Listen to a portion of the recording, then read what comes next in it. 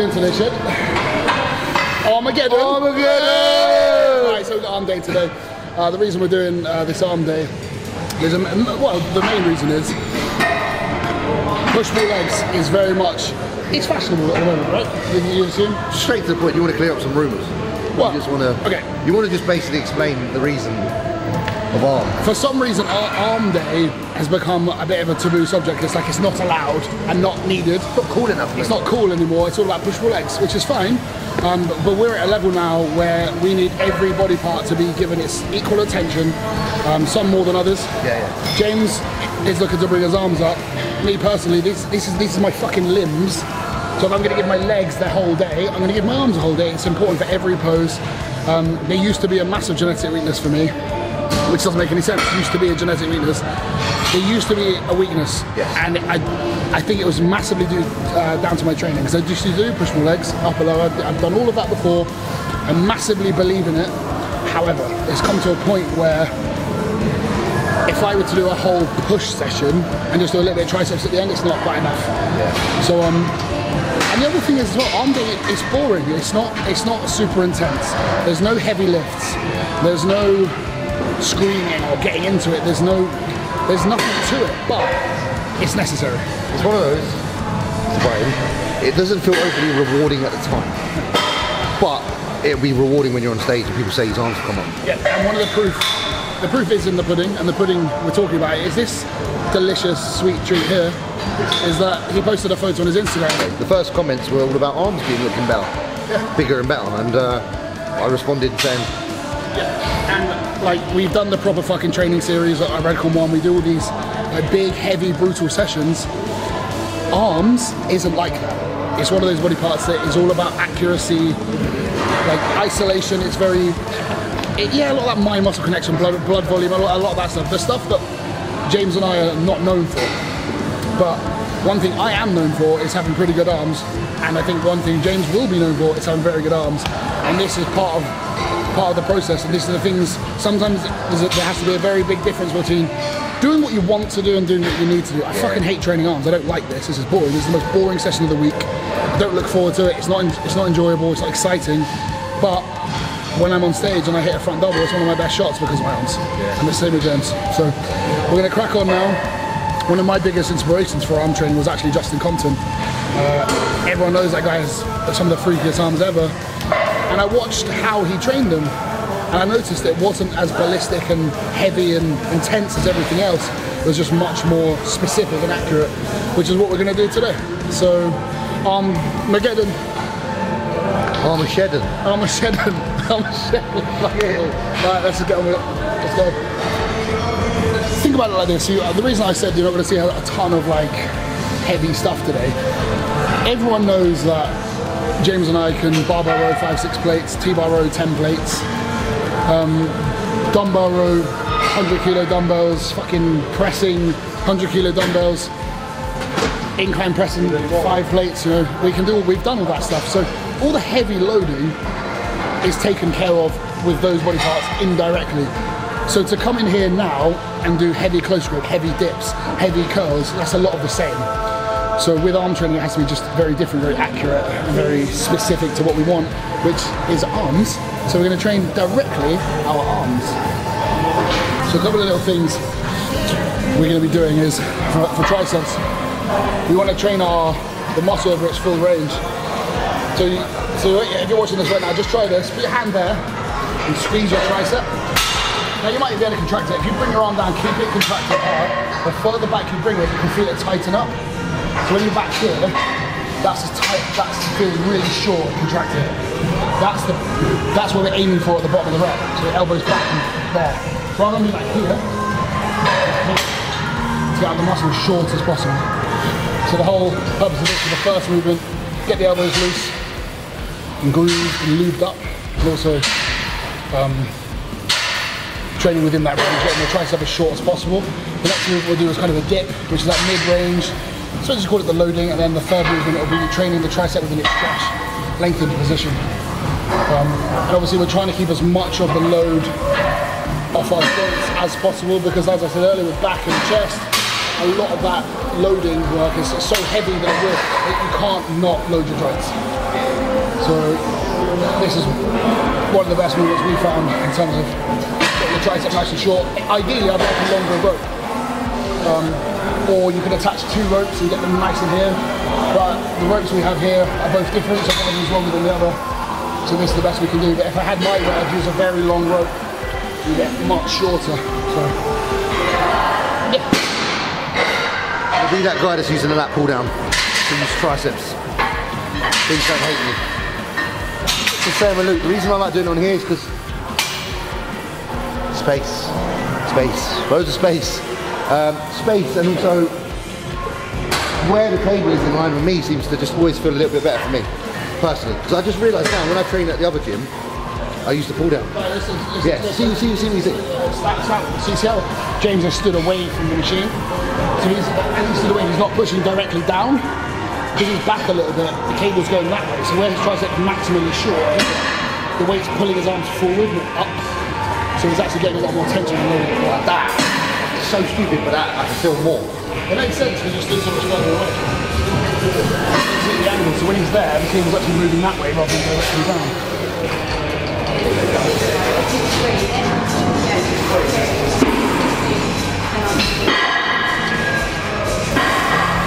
Why got shit arms? Well, my arms are, yeah, listen. I mean, when I say a while, I've been doing them since he told me to train arms more. Fucking arsehole.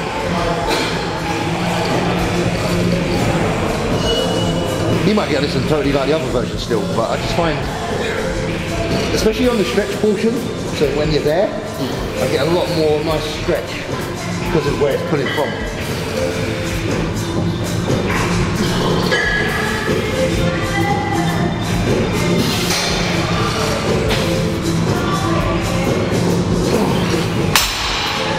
I think as well, you know, but this literally is one cable picking this up, whereas this one loops around. Yes. So I think that makes a difference in terms of... I don't know why, but it does. Yeah. I know, it's so weird. It's leverage. Yes. So we're just scientists, really. It's all about the science. Studies, site studies. Which is perfected before. Yeah, we are. Yeah, we are, yeah. What did you prefer, Luke? That one just feels heavier to me there. It doesn't... I mean, I stand back a little bit anyway for that reason, which is why I think James notices that better, but I think the way that the cables are, that does actually feel heavier. Yeah. Another good thing with Armsageddon as well is to us, it's kind of like an active rest day, because a massive part of your recovery isn't just your muscle, it's your central nervous system. So this has no impact on our CNS whatsoever.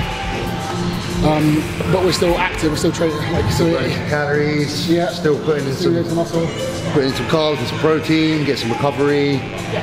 So it's basically it's not a rest day, obviously, but it's no way near as hard as say legs, back, or chest. It means that we can train hamstrings hard the following day. Yeah. Within a couple of weeks, I will probably add a day of shoulders middle of the week, because I want to be training as much as I can and still recover. So by giving shoulders their own day, it's not going to limit the amount of recovery in my CNS. I'm still going to be able to recover just as well. I'm adding an extra day of training. Because obviously I'm new here. How would you then do your split from this point now? Obviously the split now has a chest and shoulder day. Where would your shoulder day go? Wednesday. So at the moment we do chest and shoulders Monday, Tuesday squats, Wednesday's normally off. I would just take shoulders and just put them on the Wednesday, take the press away from our Friday session, and take the shoulders away from the chest day and just put them bang in the middle. There you go. Makes sense. Because if you're doing, say you got legs on a Tuesday, and then shoulders, which isn't that hard, and then you have back. So the day in between is... The intensity slightly less. It's a lot less. Yes, it's like and it's a lot less demand on the body because the loading's not as easy. So obviously we have chest, back, quads are the 3 big days, and the other 3 days would be arms, hamstrings or shoulders. Those 3 days are nowhere near as nowhere near as metabolically or systematically demanding.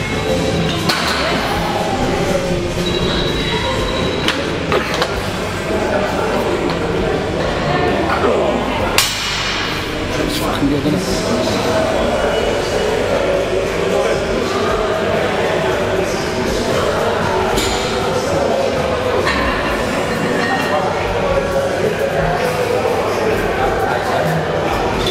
You get that like you get that feel down very quickly in the session. You kind of limit the amount of sets you need to do. So we've done 3 here. And again, we're not trying to blast ourselves to failure. The 2 main purposes of the arm session is get as much kind of blood volume in the muscle as possible without loading the joints and training the muscle within its full range over 2-3 movements.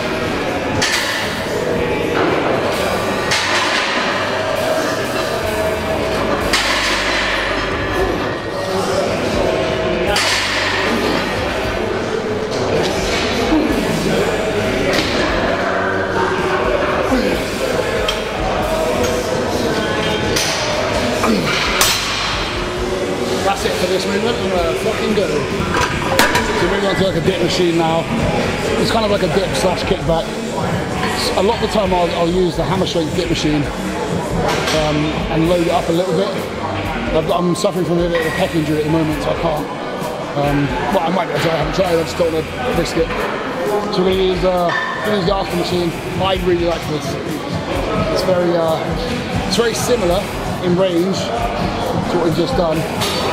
It's kind of a hybrid between a kickback and a dip.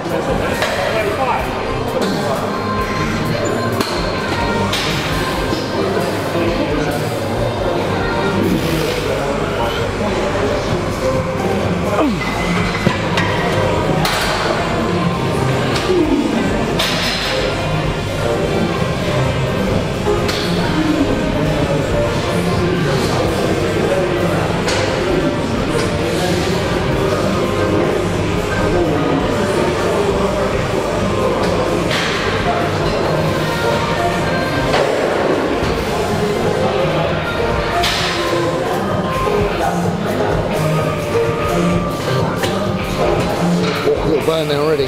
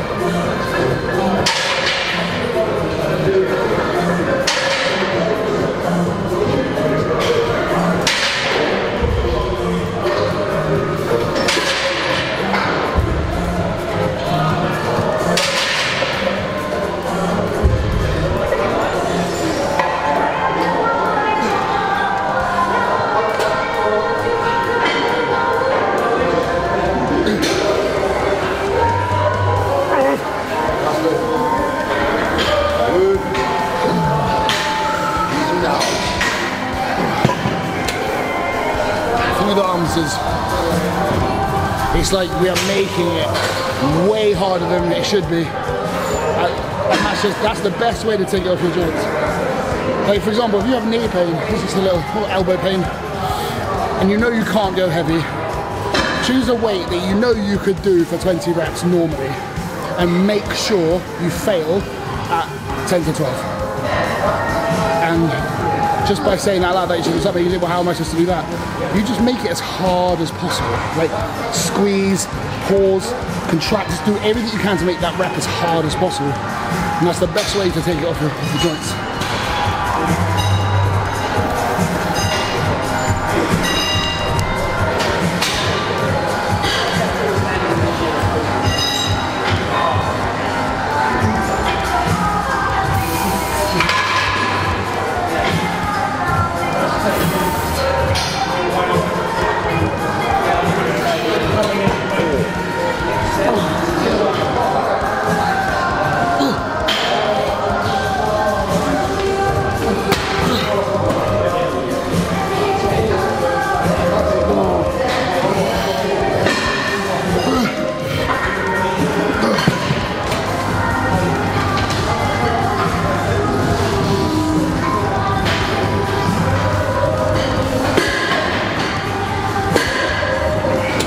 This is just training it in the range we haven't trained it in yet, which is overemphasizing the kind of the length of the position.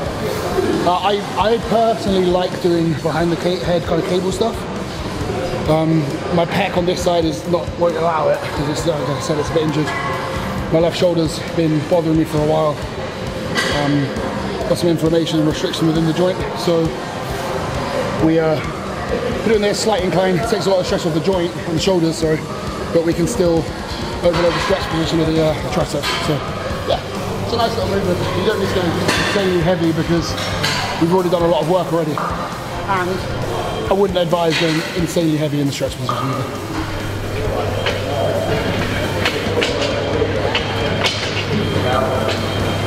But yeah, that stretch, force the stretch and pause there. Force it, hey, that's better. Don't lock out the top.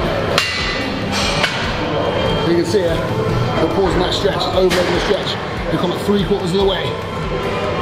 Full tension, no locking out.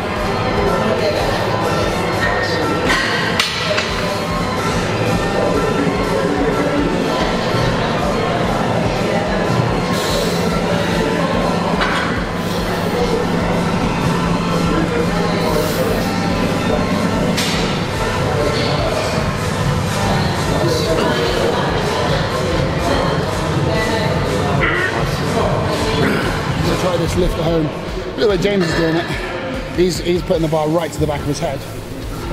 I'm putting the bar literally to my forehead. Both feel good. And that's just, they're both absolutely fine. They just, whatever you personally get more of a stretch with. When I go there, I feel a lot more loaded through the shoulder joint. Whilst the tricep, when I bring it to my forehead, I get a lot more loaded through the tricep and less with the joint. So sometimes you just have to play around with things a little bit to kind of suit your own individual structure. Full side stretch, mate.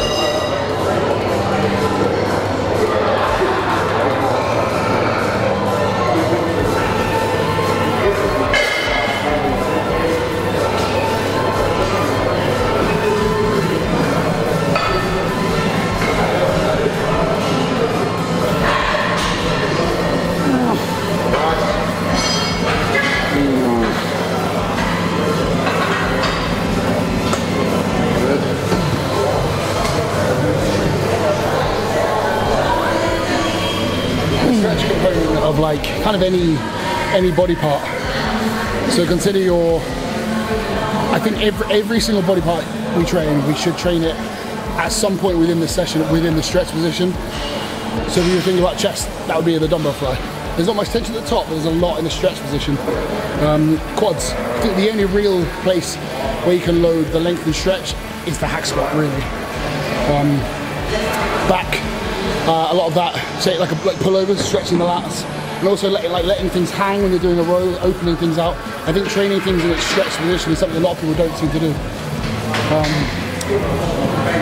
But yeah, I think it's an important range of the movement. Everyone thinks about contractions, but really training your muscle in the lengthened position as well makes a massive difference, which is why when any of you guys do partials, a partial is always from the lengthened position. So if you're doing, like, you don't do dumbbell curls partials up here, you do them, when you hit failure, you do them at the stretch position. It's where you're strongest. So just a little bit of a thought there if any of you guys don't do that. Because I noticed with my arms, as soon as I started thinking I need to train it in the stretch position as well, I noticed they just kind of, they filled out a lot quicker. Basically doing a very similar kind of approach to triceps. We're going to do a movement first where we can get on the bicep as short as possible, which is this. On a normal preacher, it doesn't really work, whereas on a machine, it's a very good way to get the bicep as short as possible, still under a load.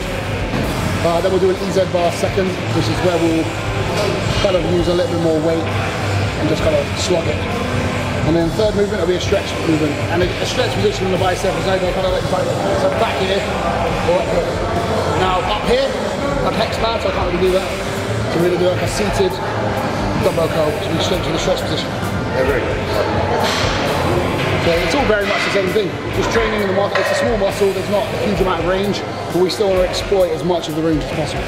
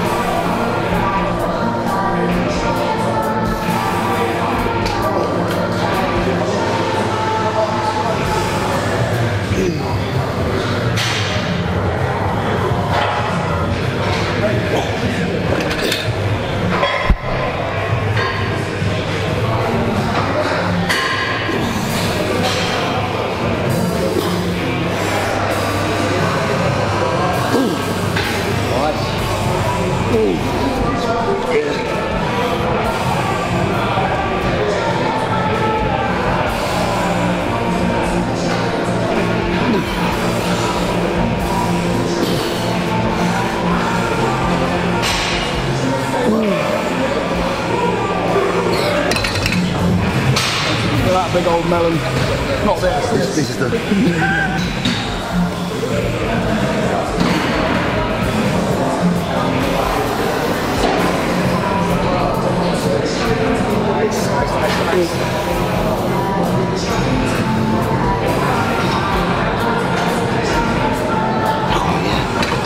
So I think the only training video we've done for the channel so far is legs, and that was brutal. Now a lot of people will watch that, then watch this, and like, what the fuck is this? It is necessary, my friends. It is necessary. Sometimes it's just, you know, legs are a massive body part. They take a fucking lot of effort, and you really need to punish them to get a response. Arms are way smaller, and we train our upper bodies a lot more frequent than our lower bodies. So you think about your back, so if you do shoulders and your chest, you know, there's a lot more. Your upper body, for most people, most splits get hit more often. So if you do push pull legs and you're doing push and pull, that's both upper body. Legs is once. So your arms are getting hit all the time. So this is just very, very, very accurate. It's bullshit. It sounds like I'm just making stuff up now to justify an arm day. But to be fair, if you value your body building and you want to build the most complete physique you have, and your split doesn't accommodate your weaknesses, then it's the wrong split for you. But it is. I just think about all the people that've got like fucking torn biceps and shit. Like, that's why another reason not to try and aggressively overload those body parts, because you know the attachments are fucking small, man. If anyone says to you that more weight equals more muscle, they're talking shit. And I don't care who it is. Just because you can curl more weight, there's only a finite amount of weight you can actually use. More weight means more cheating. Yeah, and also more weight and also progressive overload doesn't mean progressively more weight. You could use the same weight for 4 weeks in a row, but the 4th week your execution is so much better and so much more accurate than it was in the first week. We're using the same weight and the same reps. Progression comes in loads of different ways. It's not always just more weight, more reps.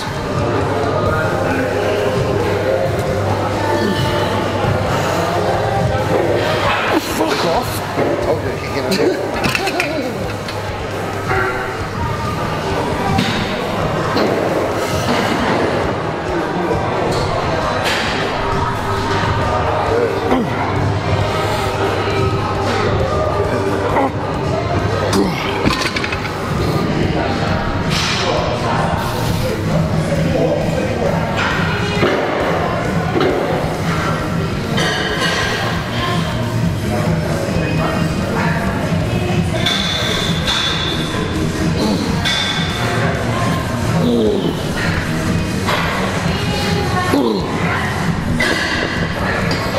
It's well up. It's certainly harder than it looks. Arm day. So fucking boring.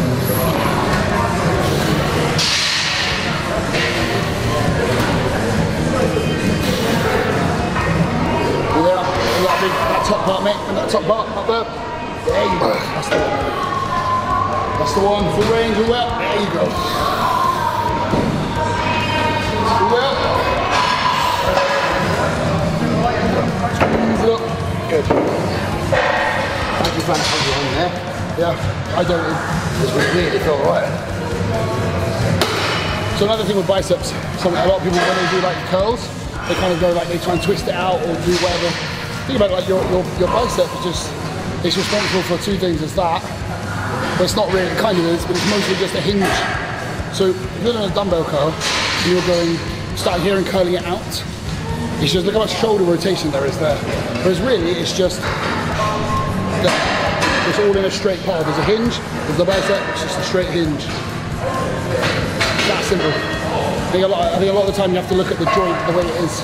It's the same thing, if you're trying to do calves, you're turning your feet out like that, that comes from your hip, that's not your ankles, that's your whole leg twists. He's still putting the same amount of tension, you're just putting a shitload of stress through the hips. So the same bicep, it's just a hinge. So if you're doing a straight curl, try and literally just do a straight curl. So if you're doing a dumbbell curl, you're starting there, it's to there. So all that shit, it's just, you're taking tension away from where you want it.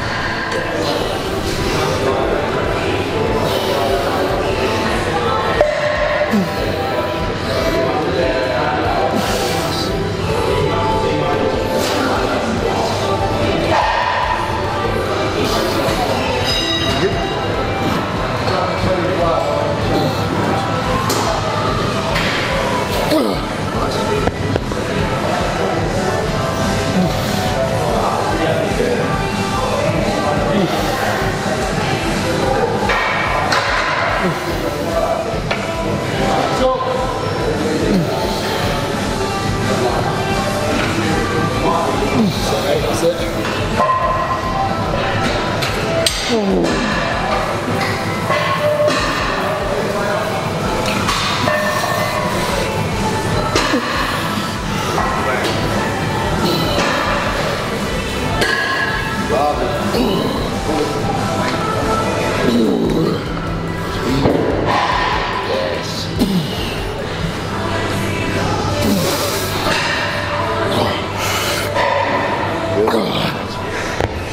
bit body English at the end, because I am English. I don't know what this is.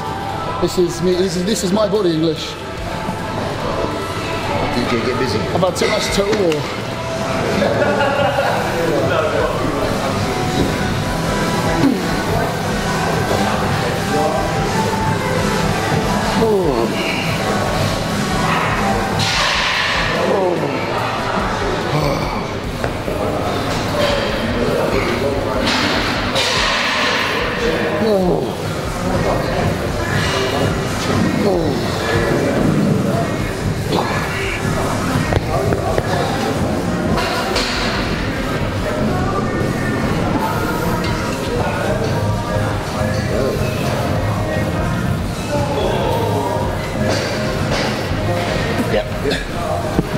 These get hard real quick.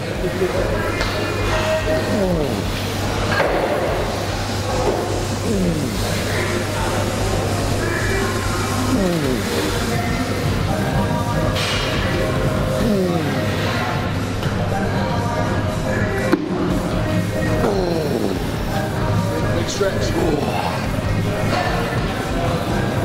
Nice. Good. Throwing that shit there, boy. Yes.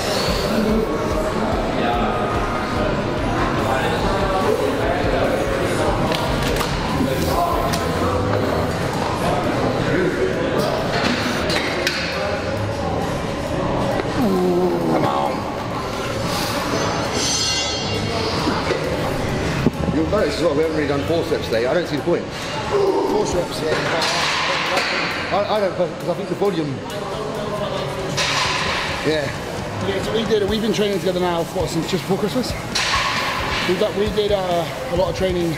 About 2 weeks we'll do force reps and everything. And we both got the flu. I got a pector. We both got shot. So, when it comes to training, I think you have to actually think about, you have to listen to your own body's response. For some people, they might be able to do force reps and recover from that. We can. When you want to do everything your body is able to do to get to that end result. Yeah. When you're on stage, the judges go, yeah, but your back's good, but how much you deadlift, how much you do this, how do you train? They don't care. What matters is the finished product. And there's a million ways of skin a cat. We all know that. And I think it's a good thing for everyone to realise is there is so much information, probably too much information out there, but the right information for you is out there. And so the best way to be in bodybuilding is not to completely marry yourself to one idea or to be emotionally invested in one way of doing things, is to have an open mind. Like we work with Chris Asita. You ask him if that works, he'll go, yeah, maybe. If I said, I'm not going to train legs for the rest of the year, he'll go, well, let's try it, it might work. Because you don't know until you've done it. You've got to be open. You have to be open to ideas, open to change, evolve all the time. Like, yeah. It has to. Bodybuilding does that. I love deadlifting, I love heavy squats, I love all that stuff, but is it going to help me get to the goal of, I want to become Mr. Olympia, that's my goal. Will it happen? I don't know, but I know I need to do what I need to do to get there, and sometimes that's not doing what I want, that's doing what I need to do. And that's why I'm doing a bullshit fucking arm day, so boring, can we go please?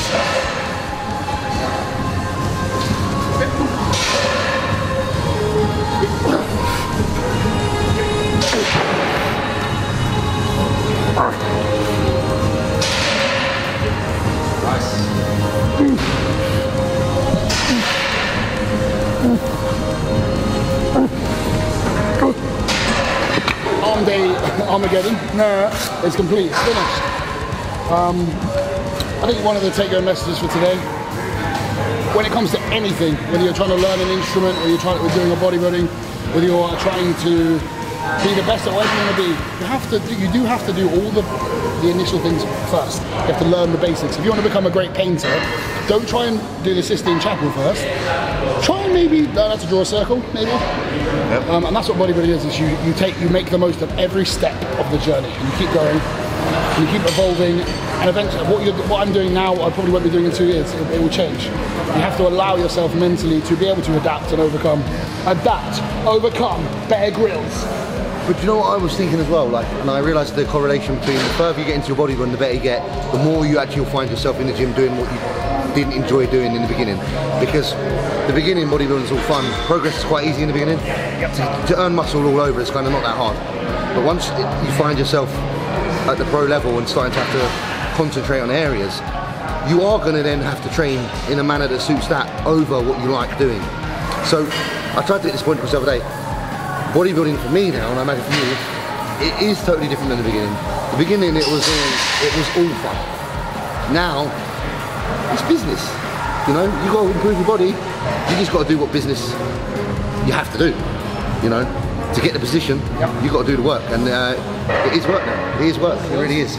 Don't get me wrong, we still enjoy it, but it is very different. I think also another common question I always get from a lot of younger guys is, I want my, how do I bring my arms up? And honestly, if you weigh 200 pounds, you're probably not gonna have 22-inch arms, unless you're this tall. Yeah. But if you're kind of our height, kind of 5'8", 5'10".